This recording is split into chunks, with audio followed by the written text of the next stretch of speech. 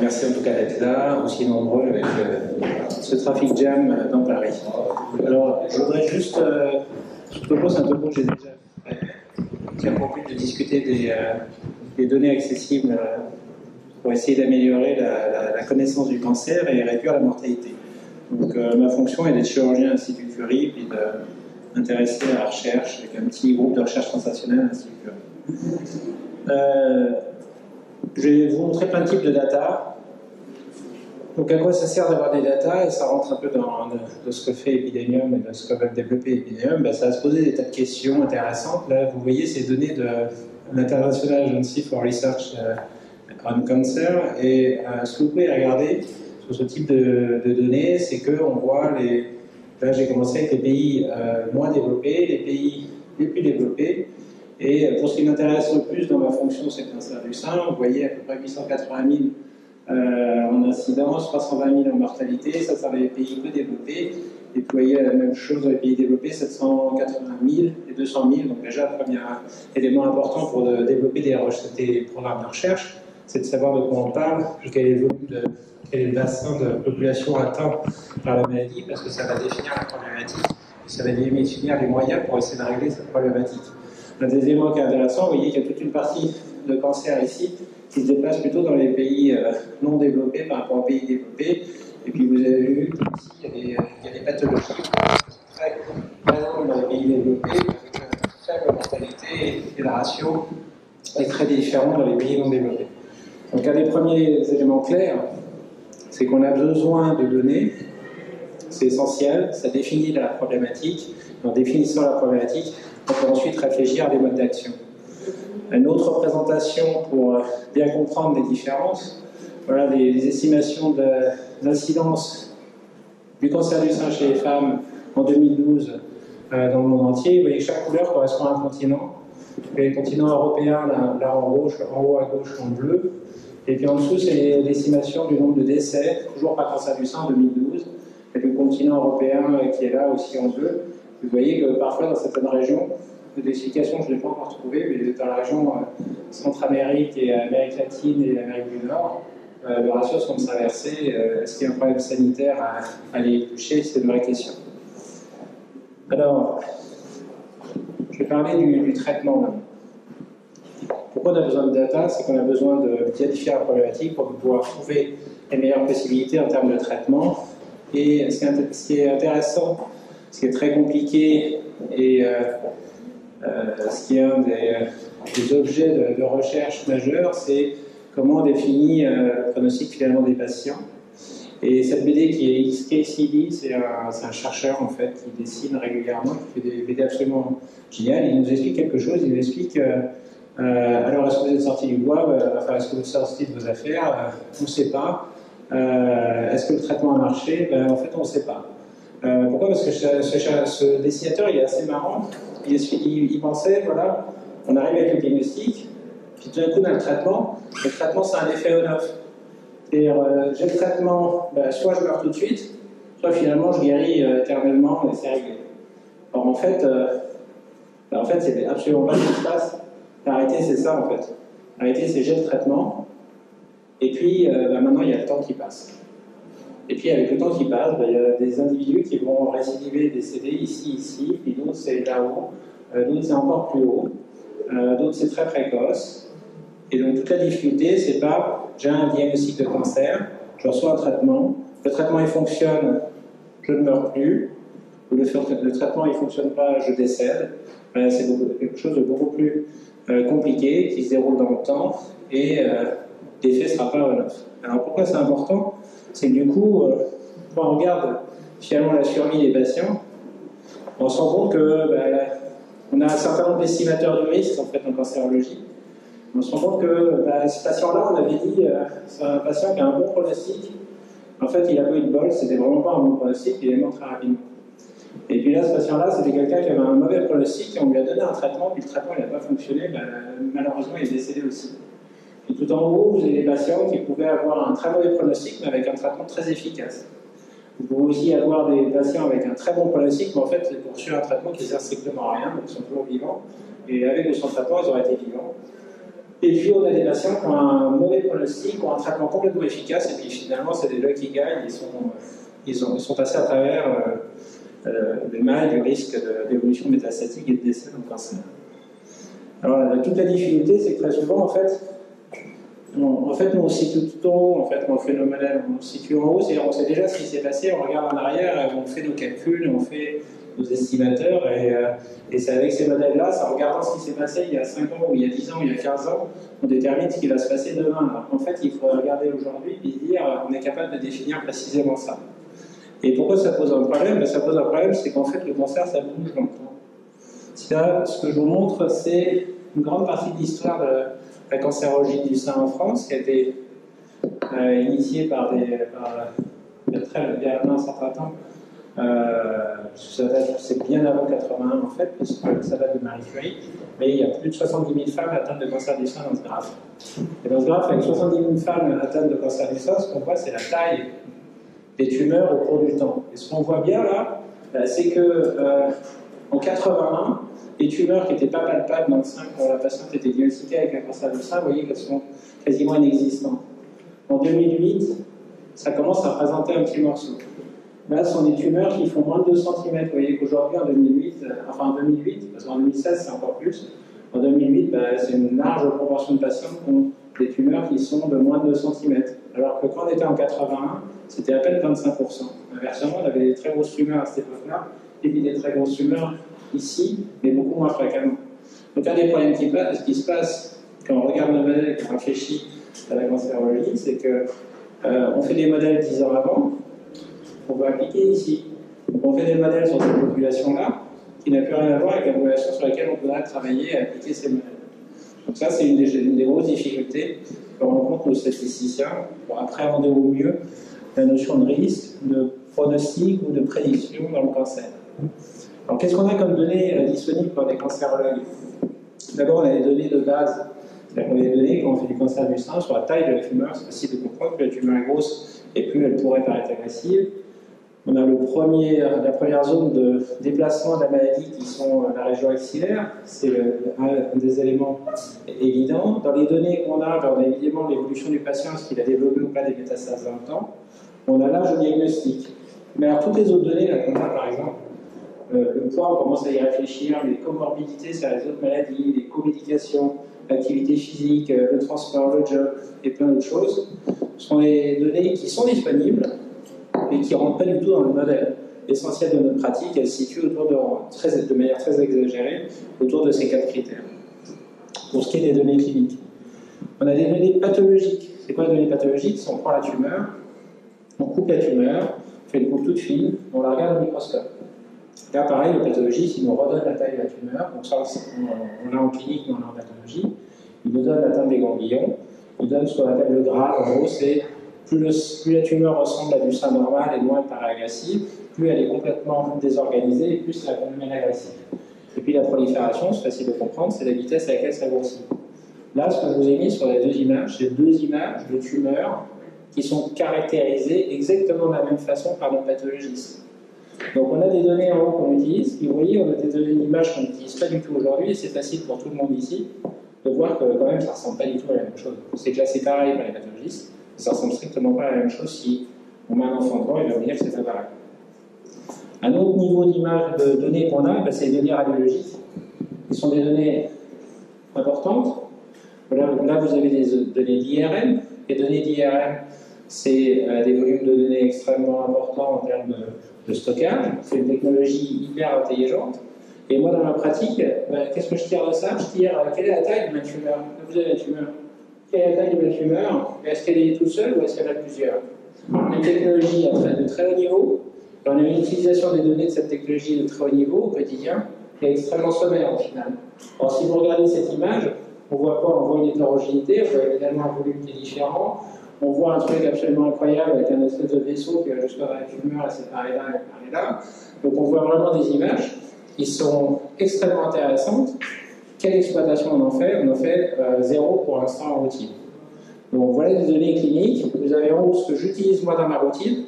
Voilà ce que le radiologue nous processe, qui est absolument magnifique technologiquement et en termes d'information. Et pour autant, on en garde vraiment qu'une toute petite partie.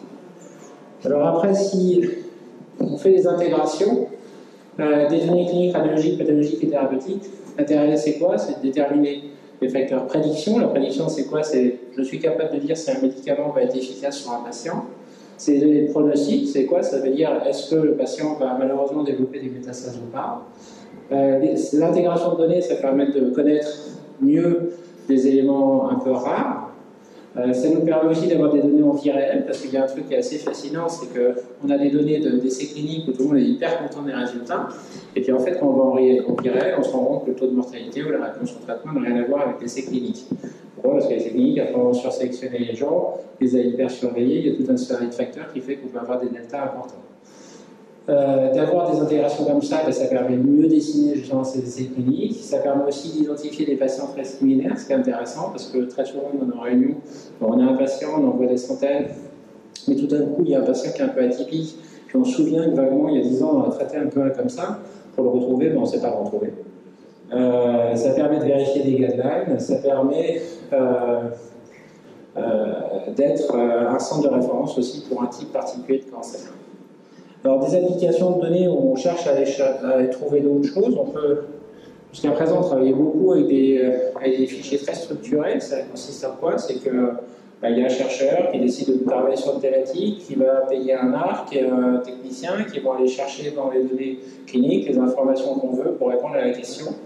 Et puis, il y a des nouveautés qui vont aussi s'aller éventuellement directement dans les données, dans les électroniques health record, donc les données non structurées qui racontent toute l'histoire du patient, puis aller fouiller avec des algorithmes de text mining pour aller récupérer les données et extraire les données qui nous intéressent. Alors là, c'est un exemple.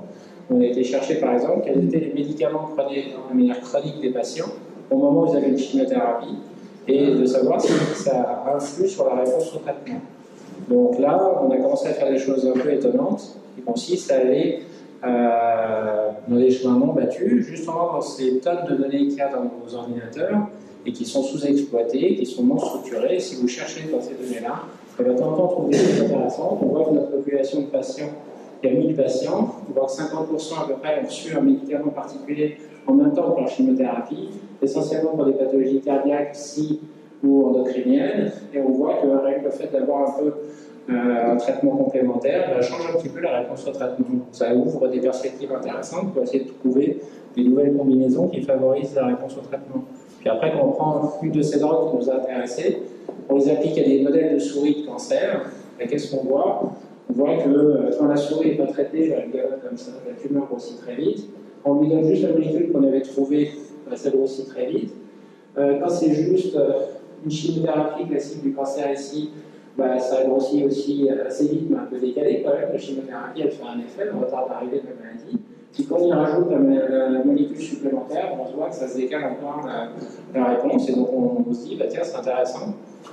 On a été tout à fait par hasard, avec une idée un peu farfelue, chercher dans les dossiers non structurés des informations sur les traitements qui ont été pris en même temps que la chimiothérapie. Et on se rend compte ensuite que dans ces données-là, ça joue sur la réponse au traitement. Et puis quand on va de manière expérimentale sur des modèles murins de cancer, on voit qu'on retarde encore des démarrages du cancer quand on y rajoute cette molécule. Donc c'est assez intéressant de voir qu'avec des gros jeux de données, on peut trouver des informations cachées. Alors, dans les données du cancer, il y a plein de problématiques. Il y a le fait de les générer, il y a le fait de les stocker, de les structurer, d'y accéder, de les analyser. Je ne vais pas aborder tous les sujets, mais pour ce qui est des générés, en fait, les données médicales en vie réelle, elles existent déjà. Donc si on veut travailler sur des données de santé, il suffit d'avoir des centres médicaux qui ont informatisé leur dossier, et bien là on a des terabytes de données de santé qui sont directement accessibles. D'autre part, ça c'est un débat politique, les essais cliniques, malheureusement une partie des essais cliniques sont encore enfouis.